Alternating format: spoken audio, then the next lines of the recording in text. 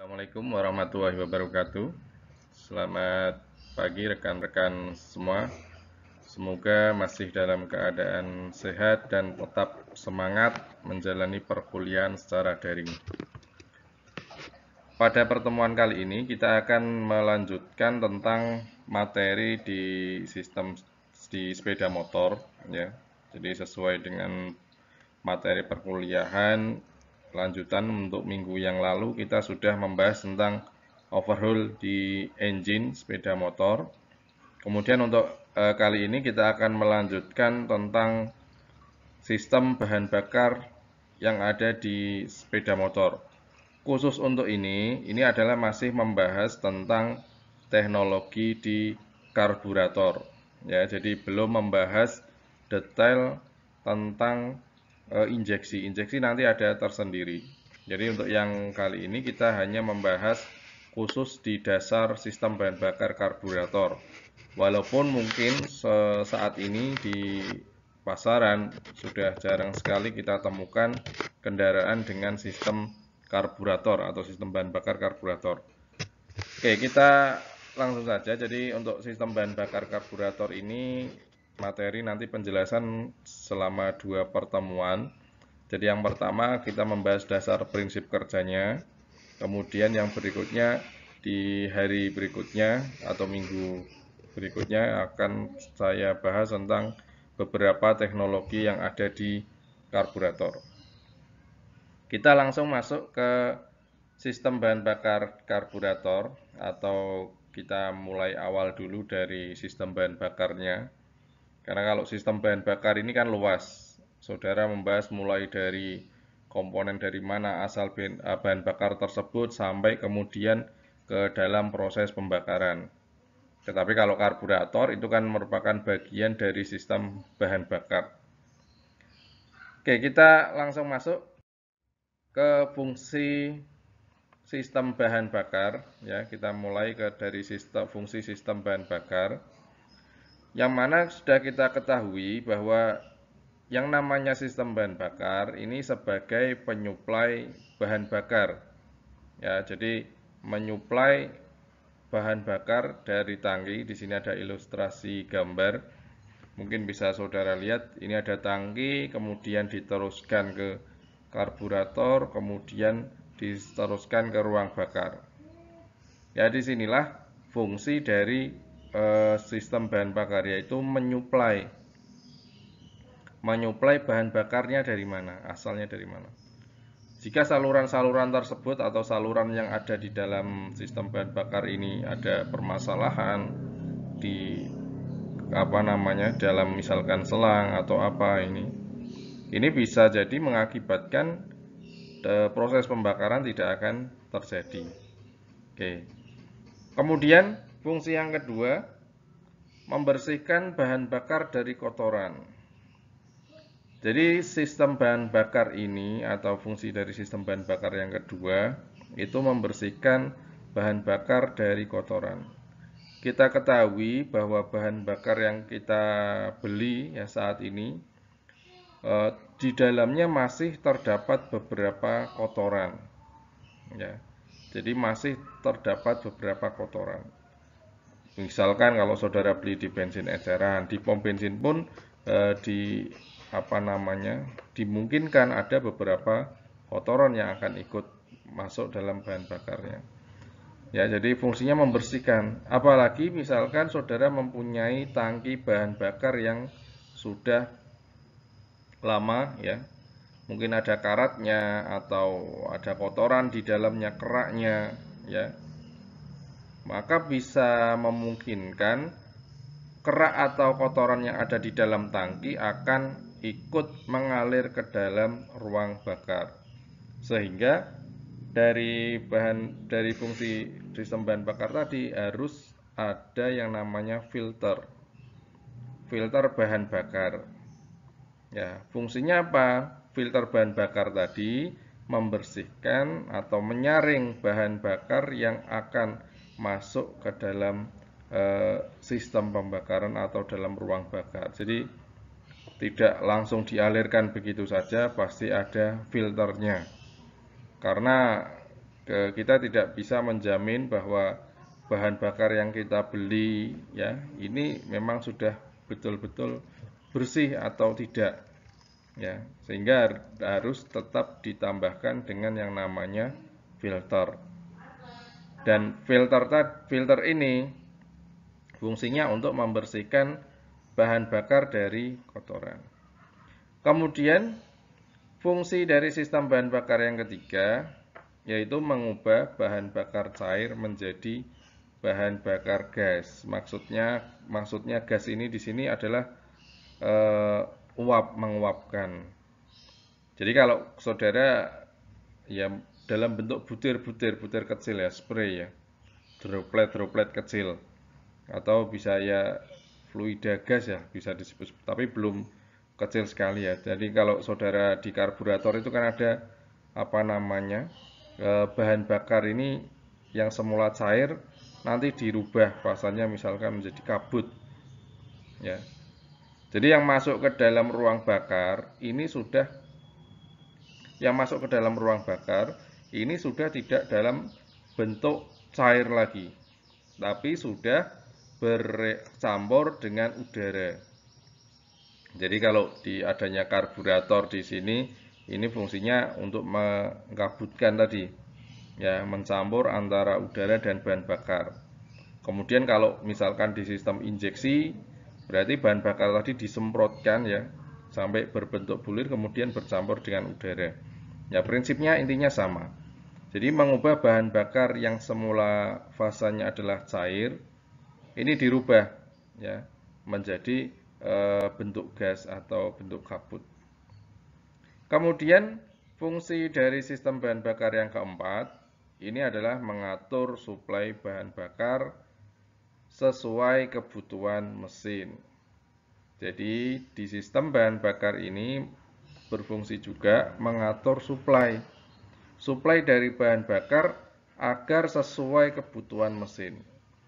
Jadi bahan bakar yang masuk ke dalam ruang bakar ini tidak selalu konstan masuknya sama terus tidak, tetapi berubah-ubah. Ya, bagaimana untuk mengatur berubah-ubah tadi? Karena apa? Karena kebutuhan mesin kan berbeda. Ketika putaran tinggi kebutuhannya sekian, ketika putaran rendah kebutuhannya sekian. Ya, tetapi kebutuhan tadi ini harus bisa diketahui juga oleh karburator, oleh sistem bahan bakar. Sehingga di dalam sistem karburator atau di sistem bahan bakar, khususnya yang karburator, ini ada yang namanya throttle ya, pengatur di sini. Jadi untuk mengetahui bagaimana kebutuhan dari engine tersebut.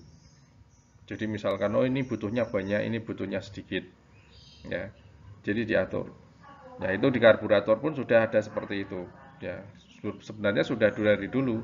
Hanya saja untuk saat ini dikoreksi atau disempurnakan kembali dengan menggunakan sistem injeksi.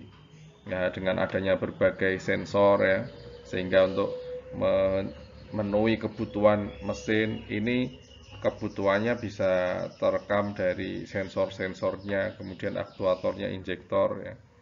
Oke. Tapi kalau di dalam sistem karburator ini ya masih secara mekanis ya, dengan mengandalkan kevakuman, kemudian mengandalkan tarikan tuas gas ya, kita ingin menambahnya seberapa besar. Oke. Oke, ini beberapa fungsi sistem bahan bakar secara keseluruhan. Jadi bukan di karburatornya saja, tapi dari tangki sampai ke intake manifold. Ya, ini dari sistem bahan bakar secara keseluruhan seperti apa fungsinya. Kemudian tadi fungsi dari sistem bahan bakar disebutkan sebagai penyuplai. Ya, penyuplai bahan bakar ya dari tangkinya kemudian menuju sampai ke ruang bakar. Ya, di sini ada dua sistem atau dua tipe penyaluran sistem bahan bakar sepeda motor. Jadi ada dua jenis untuk yang tipe karburator ini ya. Ini yang pertama tanpa keran vakum. Ya, jadi nanti yang kita bahas secara keseluruhan di sini ini semuanya masih karburator. Jadi ini lebih tepatnya ya penjelasan tentang karburator, sistem bahan bakar karburator. Yang pertama, tipe tanpa keran vakum. Untuk yang tanpa keran vakum atau sering disebut juga auto chuck fuel, ya. Ini cara kerjanya, ya. Jadi kalau kita gambarkan, jadi tidak ada keran vakumnya. Jadi kalau dilihat dari segi konstruksinya, ini yang mulai dari tangki, kemudian ada saluran, kemudian ada filter, ya, kemudian karburator dan engine. Ya, di dalam filter atau mungkin di sebelum filter biasanya terdapat yang namanya keran manual, ya. Jadi on off saja. Jadi bukan keran vakum. Jadi on off saja. Ya, biasanya ada seperti itu. Jadi bahan bakar ini langsung mengalir ke sini. Langsung dari tangki kemudian ke filter, kemudian ke karburator. Ya. Terus supply. Sini sudah penuh ya berhenti, sudah penuh ya berhenti. Sehingga ketika kita melepas karburator, kemudian kita lepaskan selangnya ini di sini, yang terjadi apa? Bahan bakar akan tetap ngalir. Tapi biasanya di sini ada keran untuk membuka dan menutupnya. Jadi ketika bahan bakar ini ngalir terus, ya, ini harus disumbat. Jadi terus mengalir. Ya. Tapi kalau adanya karburator tadi, ini misalkan karburator sudah penuh, ya sudah penuh. Ya, dia tidak ngalir lagi. Tapi terus tetap dia standby di sini. Oke. Beberapa jenis kendaraan yang menggunakan tipe ini diantaranya adalah Honda Grand, Supra, ya, dan beberapa jenis lainnya, ya, yang sejenis ini. Ya, jadi kalau saudara lihat, oh ini ada keran, itu keran manual, keran mekanis saja, hanya membuka dan menutup saja, tetapi bukan keran vakum atau keran otomatis. Ini, ya, ini tipe yang pertama. Kemudian tipe yang kedua, ini adalah tipe menggunakan keran vakum. Ya, menggunakan keran vakum. Ini bedanya di sini ada tangki, kemudian saluran, ini ada keran vakumnya di sini, kemudian ada filter, karburator sama. Tetapi yang membedakan ada selang, ya, saluran, selang saluran yang menghubungkan antara keran vakum dengan intake manifold.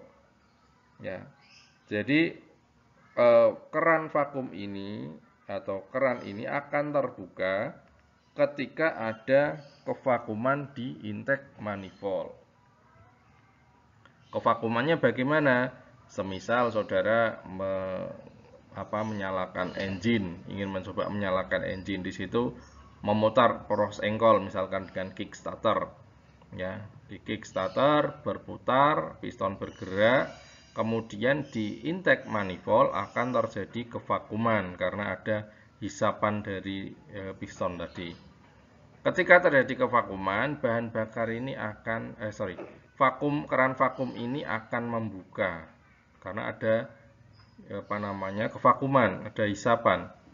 Keran vakum ini akan membuka sehingga bahan bakar akan mengalir.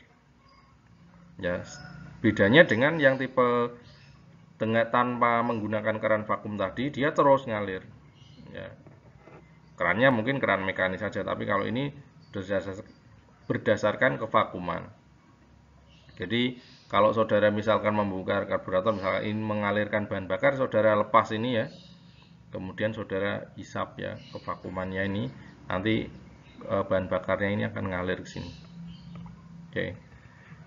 Ya, jadi ini menggunakan prinsip kevakuman untuk mengaktifkan kerannya atau mengaktifkan valve katupnya yang ada di saluran ini. Kendaraan yang menggunakan tipe ini diantaranya adalah Honda Karisma, Supra X125, dan Shogun, kemudian Jupiter. Ini cukup banyak, ya. Ya, karena untuk meminimalisir terjadinya overload atau kelebihan bahan bakar suplai di karburator, semisal sistem pelampungnya bermasalah atau bagaimana. Oke, ini. Ya, ini adalah gambaran keran bensin otomatis atau keran vakum tadi. Ini bentuknya seperti ini. Mungkin saudara sudah sering melihat bentuknya. Ya. Katup bensin otomatis atau keran vakum tadi digunakan tipe Karisma, Supra X, Shogun. Ini bekerja berdasarkan kevakuman dari mesin. Ya. Jadi bahan bakar suplainya kan ke sini. Ya, dari sini.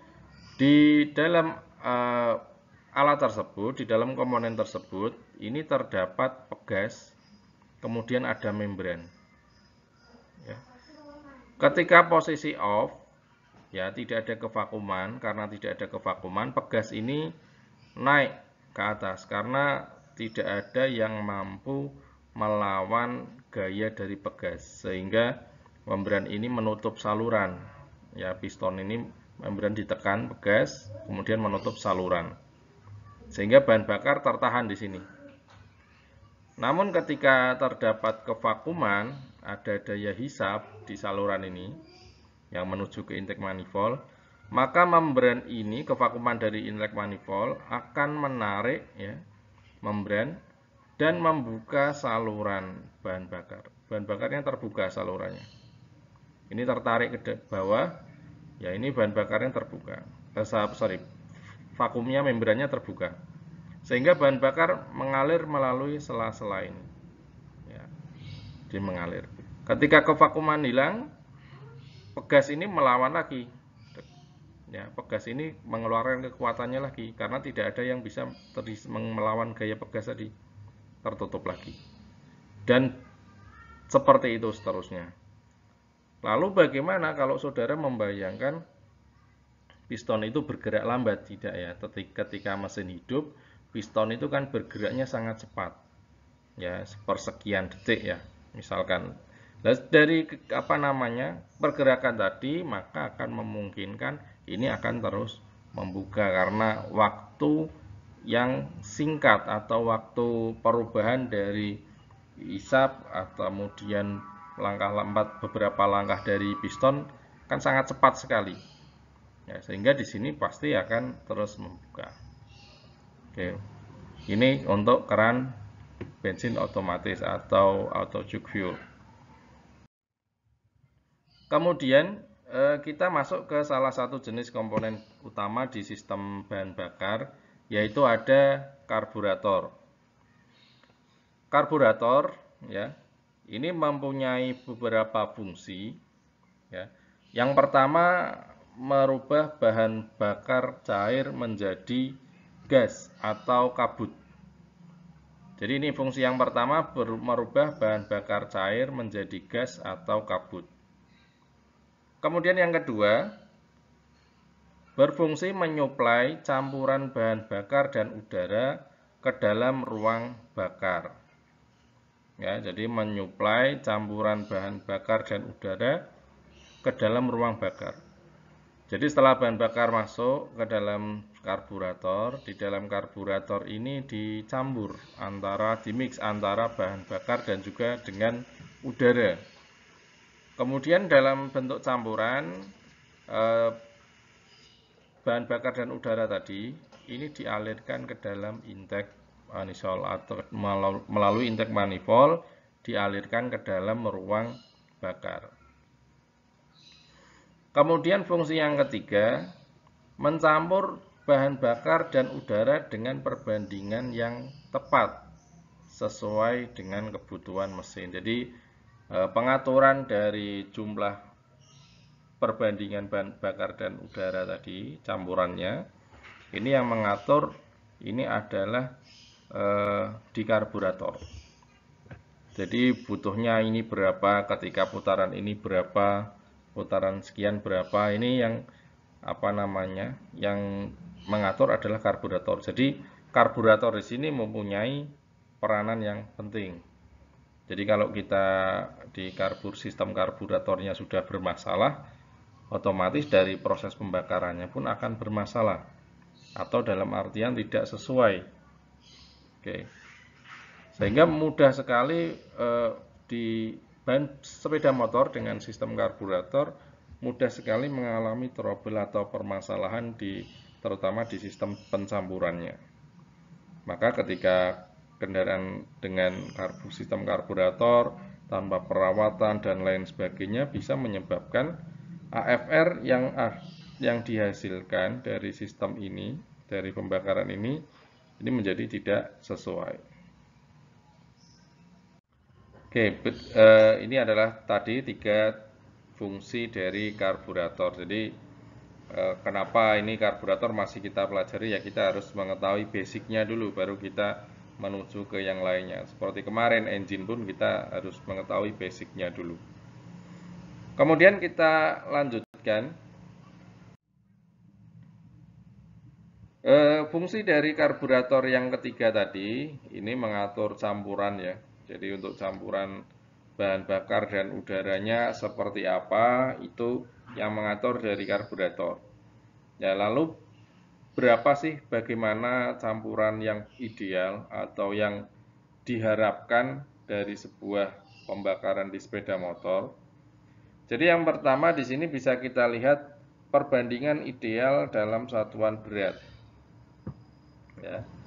Jadi antara udara dengan bahan bakar kalau kita gambarkan ini dalam sebuah pembakaran yang ideal ini dibutuhkan 9.000 liter, ini 1 liter ya. Ini kalau kita hitung dengan stoikiometri, jadi asal angka 1:14,7 ini diperoleh dari perhitungan reaksi kimia pembakaran yang sering disebut dengan stoikiometri atau perhitungan dalam kimia ya.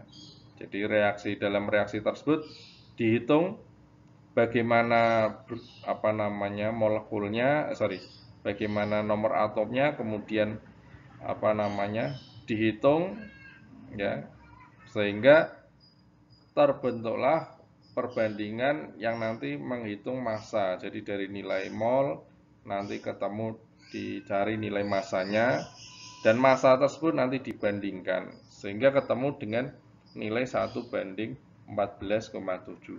1 bagian itu adalah bahan bakar dan 14,7 ini adalah udaranya. Ini adalah yang stoikiometri ya. Stoikiometri atau ya ideal kalau kita katakan sesuai dengan rumus reaksi reaksi pembakarannya. Oke. Kemudian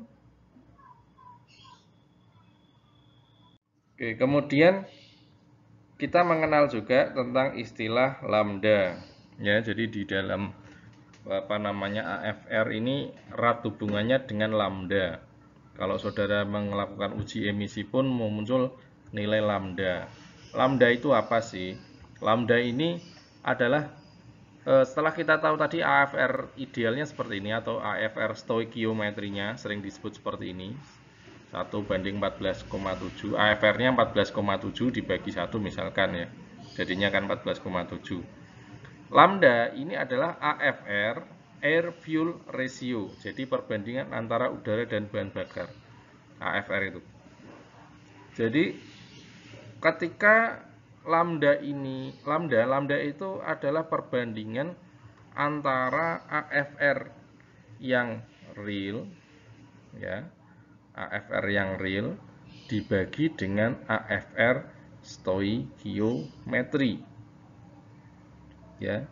Jadi lambdanya ini yang real itu maksudnya yang nyata terjadi di kendaraan atau di proses pembakaran ya, yang real, yang nyata. Kalau stoikiometri itu AFR stoikiometri ini perbandingan udara secara matematis atau secara perhitungan reaksi. Jadi secara teori intinya. Jadi kalau AFR real itu adalah nyata, yang ada di engine seperti apa. Kalau sedangkan AFR yang stoikiometri itu AFR yang secara teori. Jadi ketika lambda itu sama dengan 1, artinya apa? Artinya AFR yang ada di engine ya, AFR yang ada di engine atau yang ada di kendaraan pembakaran ini nilainya sama dengan AFR stoichiometry. Jadi nilainya sama. Oh, ini antara realnya atau kenyataannya perbandingannya 14,7 banding 1 yang dinyatanya. Dan di stoichiometrinya juga sama seperti itu. Jadi hal tersebut menunjukkan bahwa pembakaran yang terjadi di dalam engine tersebut ini sudah ideal, sudah sesuai dengan teori dari stoichiometri pembakaran. Ya, jadi 14,7 tadi banding 14, dibagi 14,7 kan sama dengan 1. Jadi kalau nilainya sama, 1 ini dikatakan ideal. Kemudian lambda ketika lambda nilainya adalah lebih dari 1, ya, lebih besar daripada 1, ini dikatakan miskin. Maksudnya apa? Miskin di sini bukan berarti campuran ini ya. Jadi maksudnya miskin ini kan bahan bakar campurannya kan 1 banding 14,7. Udaranya 14,7, bahan bakarnya 1. AFR, air itu udara, fuel bahan bakar. Jadi perbandingan antara udara dibanding dengan bahan bakar. Ini kan 14,7 banding 1. 14,7 dibagi 1 kan 14,7. Jika jumlahnya udara ini lebih banyak, ya, jumlah udara lebih banyak, ya, misalkan 17,0 misalkan, banding 1. Ini kan sama saja 17. Ya 17 bagi 14,7 berarti kan nilainya lebih dari 1. Nah ini dikatakan miskin. Jadi yang terjadi di engine ini nilainya lebih besar ya daripada yang ada di stoichiometry. Intinya itu. Ya miskin artinya apa? Artinya jumlah bahan bakarnya yang harusnya ini 1 atau ini justru udaranya semakin besar nilainya. Kemudian jika lambdanya kurang dari 1, ini bisa dikatakan kaya. Campurannya kaya, AFR-nya kaya. Dari mana? Misalkan ini standarnya 14,7, ini jadinya 12 atau 13 misalkan. Ya 13 dibagi 14 kan nilainya kurang dari 1. Maka ini kaya. Jadi angka 1, 1 kurang dari 1, lebih dari 1 ini artinya adalah nilai campuran yang real dibanding dengan nilai campuran yang teori atau yang stoichiometri. Ya, ini perbandingannya. Dan ini yang akan diatur atau yang akan sebagai koreksi atau sebagai acuan dari karburator untuk bekerja atau untuk menyesuaikan kebutuhan dari mesin untuk proses pembakarannya. Oke, ini untuk AFR-nya. Kemudian ini gambarannya, kebutuhan campuran bahan bakar dan udara dalam berbagai kondisi. Ya, ini contoh dalam beberapa kondisi ya. Kondisi mesin itu kan berbeda-beda, tidak selamanya konstan ya, sama semua putarannya kan enggak. Contoh yang pertama, perbandingan udara dan bahan bakar AFR teoritis 1 banding 14,7 tadi ya, 1 gram bahan bakar diperlukan membakar 14,7 gram. Nah ini kadar oksigen dalam udara bukan 35% ya, keliru. Kadar oksigen dalam udara itu 20%-an ya, 20%. Ya ini bukan 35%, keliru, nanti bisa dikoreksi. Kemudian campuran kaya, apa yang diartikan campuran kaya? Jika perbandingannya tadi lebih kecil. 1 banding 13 tadi misalkan. Bahan bakarnya bagaimana? Pemakaian bahan bakar menjadi lebih boros karena jumlah bahan bakarnya lebih banyak. Ya. Atau yang harusnya 1 gram itu terbakar dengan 14 gram udara, sekarang udaranya hanya butuh 13 saja sudah terbakar. Kemudian campuran miskin, ya, atau campuran kurus, tadi disebut gemuk, ini kurus ya. Jadi ada 1 banding 17, udaranya 17, bahan bakarnya 1. Ini menjadikan bahan bakar menjadi irit, tetapi tenaga mungkin kurang dan juga mesin bisa terjadi overheat karena panas berlebih, karena jumlah oksigennya lebih banyak. Kemudian kebutuhan campuran bahan bakar dan udara pada mesin ini sangat bervariasi. Ya, sesuai dengan tadi temperaturnya, kemudian bebannya bagaimana. Kalau saudara menggunakan sepeda motor ketika dingin atau di udara dingin, kemudian dengan di udara panas, ini juga konsumsinya berbeda. Kemudian bebannya, ya, naik motor sendiri dengan berboncengan itu juga bebannya, tanjakan itu juga beban, dan percepatan itu juga mempengaruhi. Kemudian putaran stasioner, ya, ketika mesin putaran stasioner, beban berat dan percepatan yang tinggi, ini cenderung membutuhkan campuran kaya. Jadi kalau saudara menyalakan engine pada kondisi stasioner, kemudian berdiam diri saja di situ, itu jumlah bahan bakarnya itu justru lebih banyak jika dibandingkan dengan mesin ini ketika berjalan dengan putaran menengah. Ya, jadi 5 menit berjalan putaran menengah dengan 5 menit diam mesin menyala putaran stasioner, ini justru bahan bakarnya akan lebih membutuhkan yang banyak, bahan bakar banyaknya lebih di putaran stasioner. Oke, berdiam siji, jadi lebih boros. Kemudian putaran menengah dan putaran ringan ini membutuhkan campuran yang miskin. Ya, membutuhkan ya campuran yang miskin, tidak perlu banyak jumlah bahan bakarnya. Ya, ini tentang prinsip kerja dari karburator. Yang pertama kita mengenal istilah venturi. Ya, venturi itu apa? Bisa dilihat ini.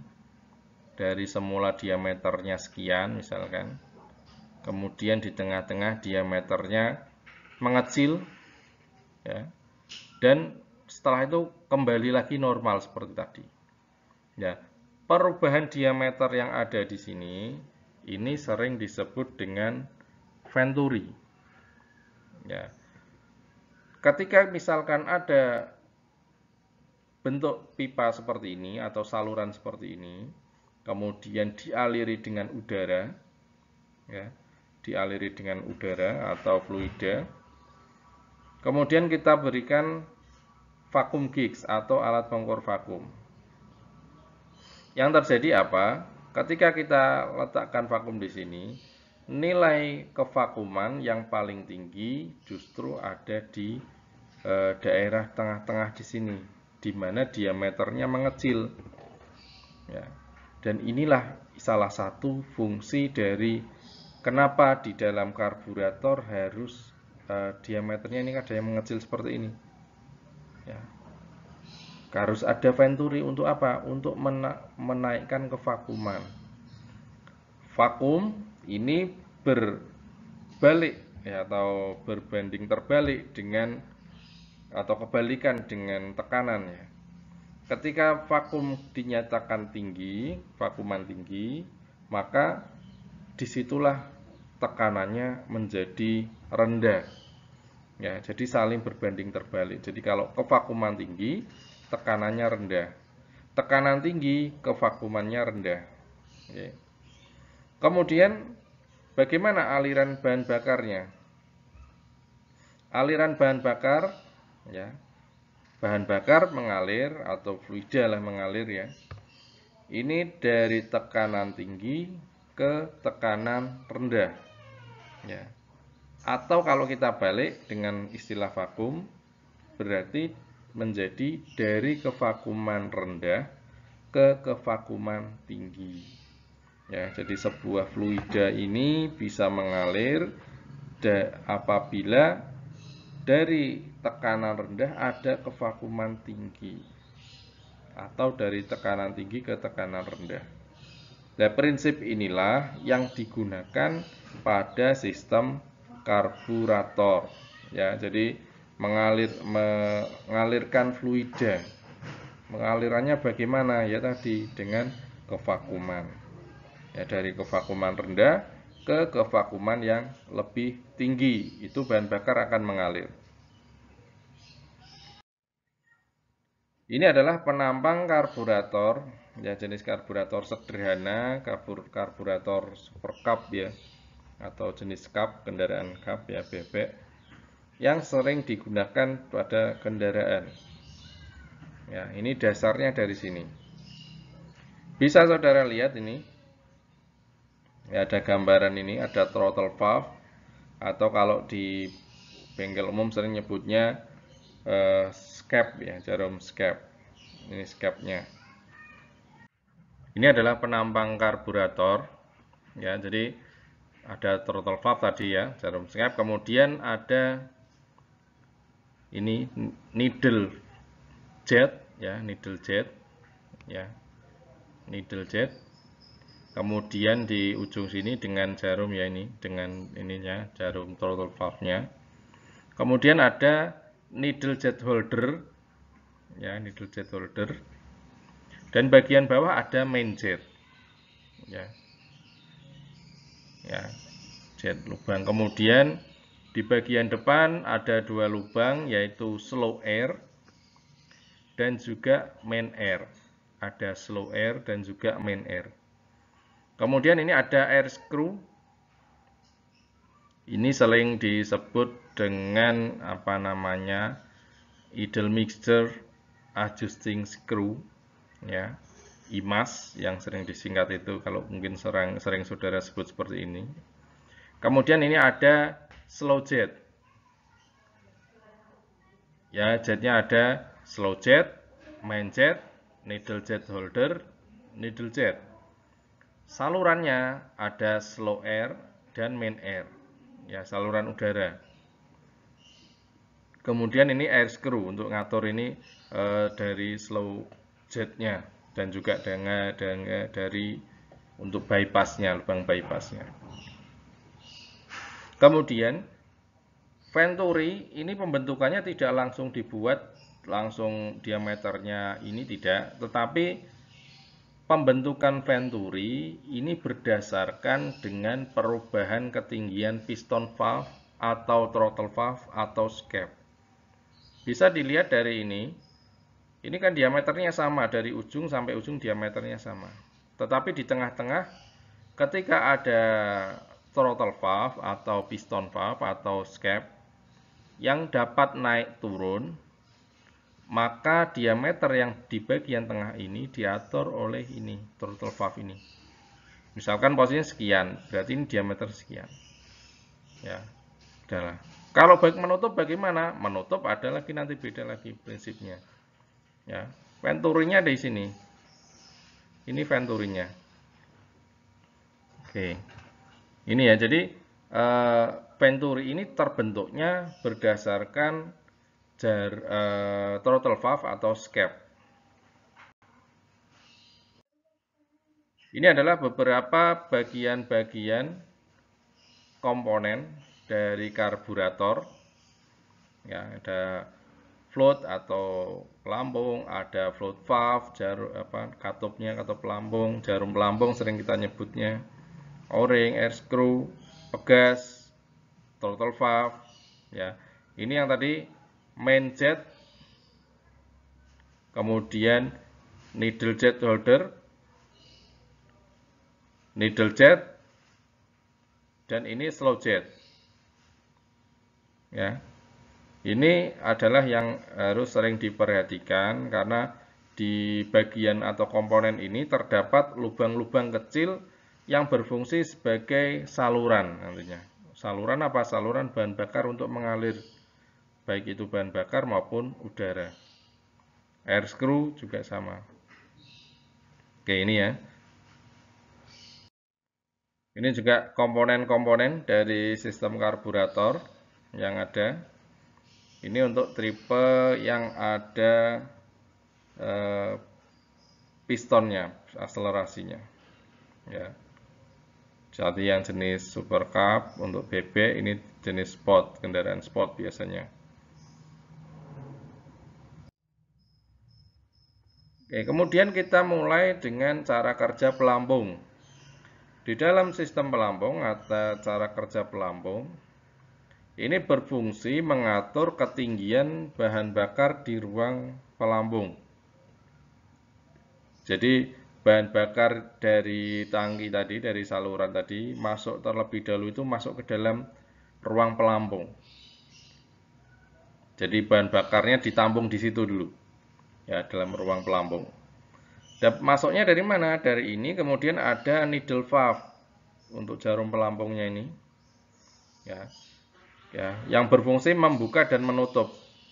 Ketika bahan bakarnya sudah penuh, ya, maka pelampung ini akan bergerak ke atas dan menutup atau mendorong dari needle valve, sehingga needle valve ini menutup saluran bahan bakar.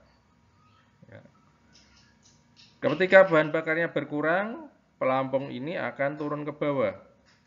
Ya, kemudian needle valve ini juga akan ikut tertarik ke bawah, sehingga memungkinkan bahan bakar mengalir melalui saluran tersebut masuk ke dalam ruang pelampung. Ya, bahan bakarnya mengalir. Ini jadi tadi masuk, kemudian ini sudah penuh, tertutup, berkurang. Nah, yang terjadi permasalahan apa? Seringkali di dalam sebuah sepeda motor, walaupun sudah penuh, tetapi bahan bakar masih tetap ada, sehingga mengakibatkan karburatornya ini, ya, istilahnya penuh dengan bahan bakar, sehingga bisa sampai di luar ini, ya, bocor, ya, seperti terlihat bocor. Hal tersebut biasanya yang bermasalah adalah di needle valve ini atau di jarum pelampung ini. Karena apa? Terbuat dari karet, biasanya needle valve ini lama-kelamaan akan menjadi aus. Kalau sudah aus, walaupun ini sudah tertutup seperti ini, bahan bakar masih dapat memungkinkan untuk masuk dalam ruang pelampung. Ya, sehingga ketika melakukan pemeriksaan, diperhatikan juga kondisi dari needle valve ini. Apakah masih bisa digunakan, ya, atau tidak? Dan apakah pelampung ini masih berfungsi dengan sempurna? Makanya di sini biasanya harus ada sebuah plat yang bisa kita setel, ya. Terus cara ngecasnya bagaimana? Kita coba tiup ketika di mekanisme karbu tadi, apakah dia bisa turun, naik, bisa kita lihat tanpa memasang ruang pelampungnya. Oke, ini untuk cara kerja pelampung. Oke, berikutnya kita mulai ke cara kerja karburator. Tadi diketahui bahwa ini adalah putaran langsam 1500 rpm, ya. Jadi tadi sudah kita lihat ini, ketika putaran langsam atau putaran stasioner, yang terjadi apa? Posisi cap atau piston valve tadi, ya, ini tertutup, ya, tidak tertarik, ya. Kemudian jarumnya tertutup, ya. Sudah kita ketahui ada lubang bypass, ada slow air, ya, ada slow jet, ada air screw. Nanti bisa sambil saudara perhatikan gambar yang sebelumnya tadi. Aliran bahan bakarnya dari mana? Ya. Aliran bahan bakarnya ini yang pertama dari slow air terlebih dahulu. Jadi dari slow air ini, slow air udara masuk, karena di sini tidak bisa masuk. Kenapa? Karena scap-nya ini tertutup, atau piston valve-nya ini tertutup, sehingga udara tidak masuk di sini. Masuknya kemana? Masuknya ke slow air, ya, masuknya ke slow air. Kemudian diatur oleh air screw, masuk ke slow air. Di sini diatur oleh air screw atau idle mixture adjusting screw. So, diaturnya di sini. Ya, semakin ditekan ya berarti semakin jumlah udaranya tidak bisa masuk ke dalam, tidak bisa melewati air screw ini. Sehingga di situ masih harus ada setelan berapa, ya. yang harus diperhatikan untuk stasionernya. Slow air, jadi ngaturnya itu ini. Kalau baut ini idle speed, ya, yang dekat dengan piston valve ini namanya idle speed adjusting screw. Jadi untuk menaikkan putarannya, sehingga ini untuk menaikkan piston valve-nya atau scap-nya ini naik ke atas atau turun ke bawah. Ya, ini apa namanya, idle speed-nya ini. Idle mixture-nya mana? Ini, air screw ini. Idle mixture ngatur apa? Ngatur udara, supply campuran. Jadi idle mixture ini mensuplai dari campuran udara yang masuk di sini, atau udara dari slow air ini dibatasi di sini, diatur oleh air screw. Ya. Kemudian kalau yang speed ini ngatur ya ini katupnya ini naik turunnya. Aliran bahan bakarnya tadi udara masuk, slow air udara, kemudian diatur air screw ini. Nah, kemudian karena posisi skep tertutup, yang terjadi kevakuman tinggi itu di mana? Kevakuman tinggi terletak di sini. Ya, kevakuman tinggi terletak di lubang bypass. Karena di sini venturi belum terbentuk. Lubang bypass ada lubang kecil. Kalau saudara lihat di karburator ada lubangnya kecil. Lubang bypass. Karena kevakuman tinggi, seperti kita ketahui tadi, bahwa fluida mengalir dari kevakuman rendah ke kevakuman tinggi ya, dari kevakuman rendah ke kevakuman tinggi, atau dari tekanan tinggi ke tekanan rendah, kebalikannya. Tapi yang kita bahas ini kevakuman ya. Karena kevakumannya tinggi dan di bawah ini kevakumannya lebih rendah, yang ada bahan bakarnya ini di ruang pelampung, sehingga mengakibatkan bahan bakar ini tertarik atau terhisap atau mengalir ke lubang bypass karena kevakumannya lebih tinggi. Nah, disinilah terjadi campuran antara bahan bakar dari ruang pelampung ini dengan udara yang masuk melalui slow air. Bahan bakar masuk ke bypass melalui slow jet. Ya, jadi dari slow air bertemu dengan slow jet bahan bakarnya, sehingga di sini bercampur ya di lubang bypass ya, menuju bypass ini, kemudian diteruskan ke intake manifold. Ya, jadi lubang slow air ini udaranya masuk sini. Pak, kalau yang lubang satunya ini kan ada main air juga, main airnya belum. Kenapa? Karena kalau ini masuk sini, main air sudah berhenti di sini, tidak ada saluran lagi. Kenapa? Karena yang untuk main jetnya, kemudian needle jetnya di sini kan tertutup, sehingga bahan bakar tidak bisa naik ke atas. Nah, ini yang terjadi ketika posisi putaran langsam. Ya, ini putaran langsam. Oke, jelas ya, ini jadi diaturnya melalui air screw untuk udara dari slow air. Kemudian dilanjutkan naik ya, naik putarannya ya, throttle valve-nya mulai ditarik melalui tuas gas ya, ditarik ya. Yang terjadi apa? Throttle valve sedikit terangkat. Di sini terjadi venturi ya. Di sini terjadi venturi ya. Kemudian ini jarumnya ini kan juga ikut terangkat. Ya. Posisi skep terangkat, ketika posisi skep terangkat setengah, maka yang terjadi kevakuman di mana? Lubang bypass tetap terjadi kevakuman. Kemudian di needle jet di sini terjadi kevakuman. Needle jet ini tempat di mana jarum ini masuk ya, atau jarum skepnya ini masuk. Ini lubang bypass, ini needle jet. Terus yang terjadi apa ketika kita tarik skep ini ke atas?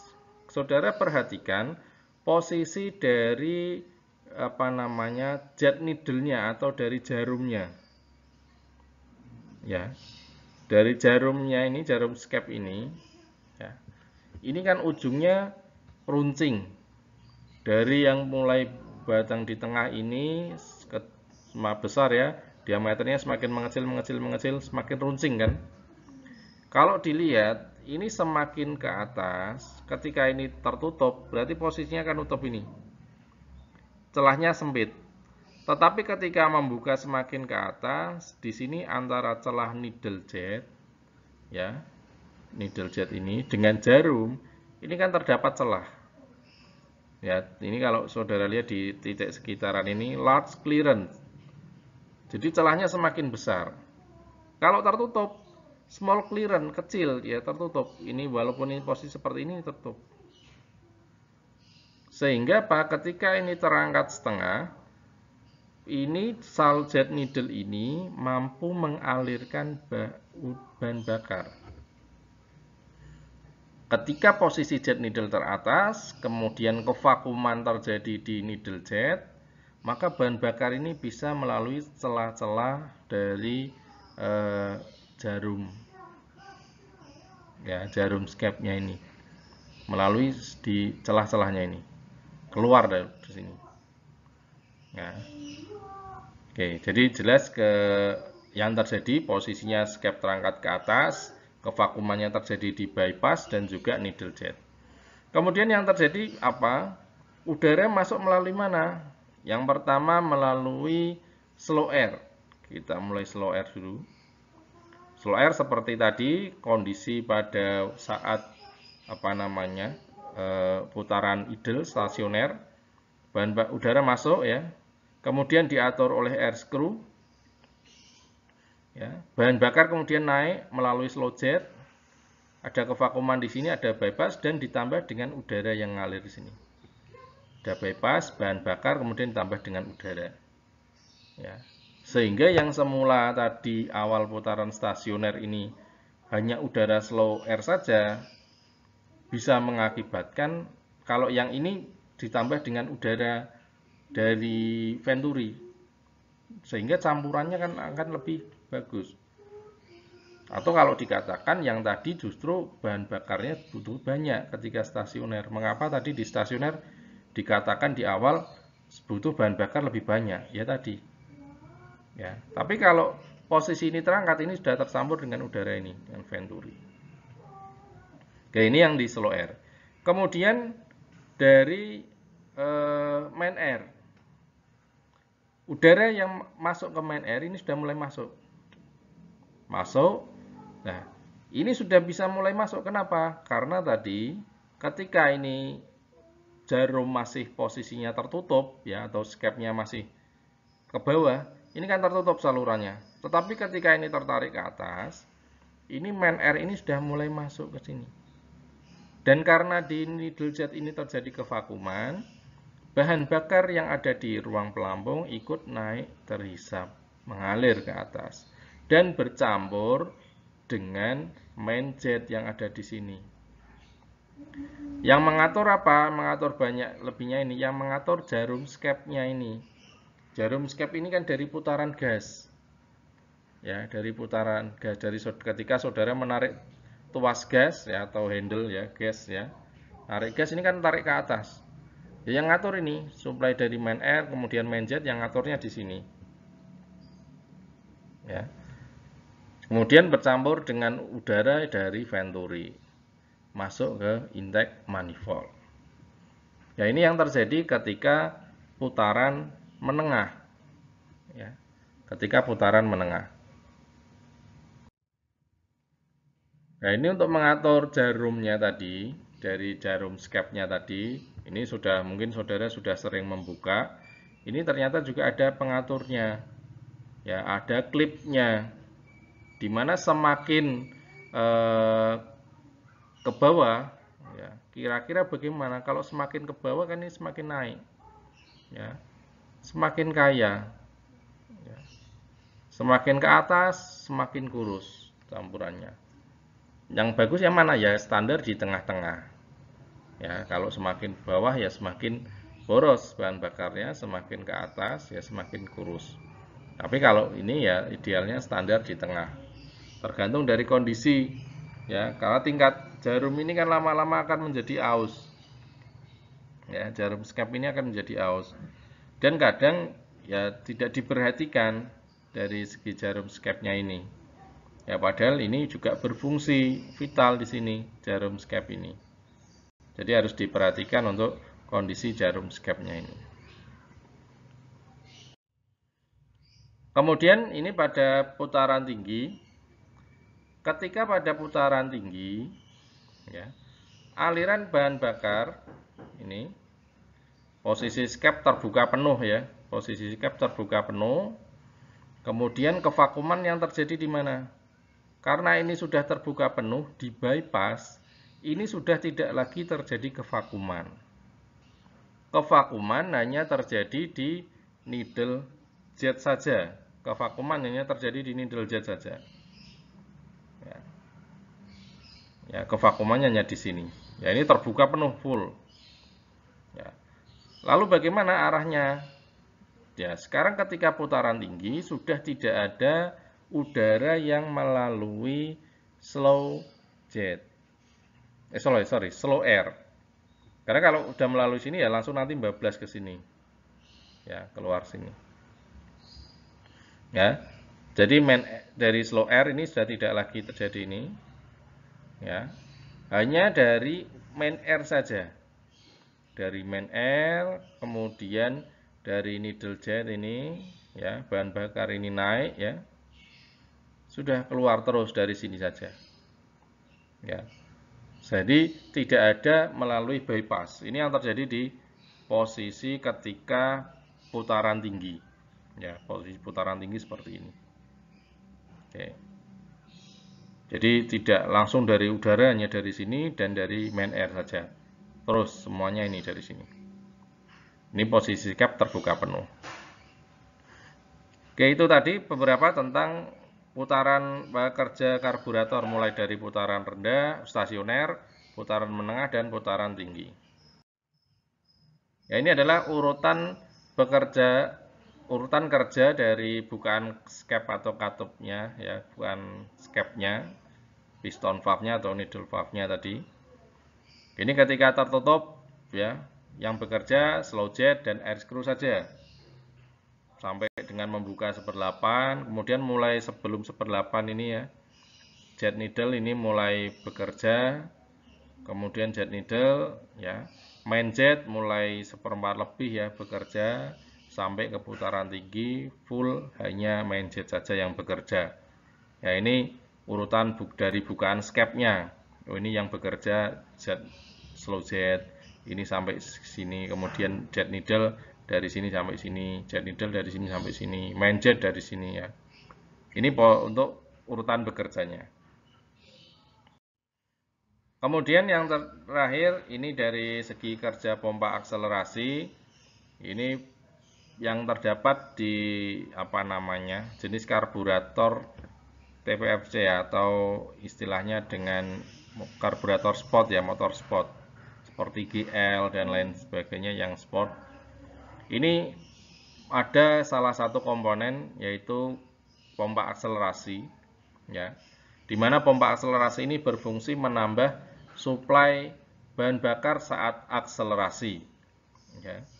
Jadi ini sebelum bekerja ini posisinya seperti ini ya, naik ke atas ya. Ketika bekerja ya, ini tertekan ya, kemudian menekan bahan bakar. Bahan bakar dari ruang pelampung ada yang mengalir ke sini membran, kemudian menuju ke akselerator nozzle. Jadi kalau ini ditekan, bahan bakar keluar tambah dari sini. Keluar bahan bakar keluar dari sini. Ya, ini prinsip kerjanya ini. Ya, jadi akselerasi. Jadi kalau ini macet ya ini dari pompa akselerasinya tidak bekerja. Jadi ini kaitannya tentang beberapa prinsip kerja dasar dari karburator. Ya.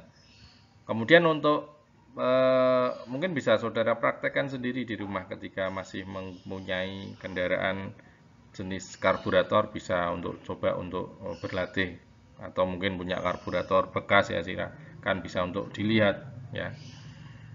Kemudian untuk beberapa jenis-jenis karburator ya, kita akan mempelajarinya minggu depan ya, karena ini durasi untuk 1 jam penjelasan ya. Jadi untuk jenis karburator yang ada di Honda Vario, yang di Matic ya, ini seperti apa, yang mungkin sudah agak lama, tapi itu bagian teknologi dari karburator yang harus kita ketahui terlebih dahulu. Oke, gitu dari saya, kurang lebihnya mohon maaf. Kita berjumpa kembali minggu depan untuk membahas tentang materi lanjutan dari karburator, yaitu jenis-jenis teknologi yang ada di karburator. Cukup sekian dari saya, kurang lebihnya saya mohon maaf. Selamat belajar. Terima kasih. Assalamualaikum warahmatullahi wabarakatuh.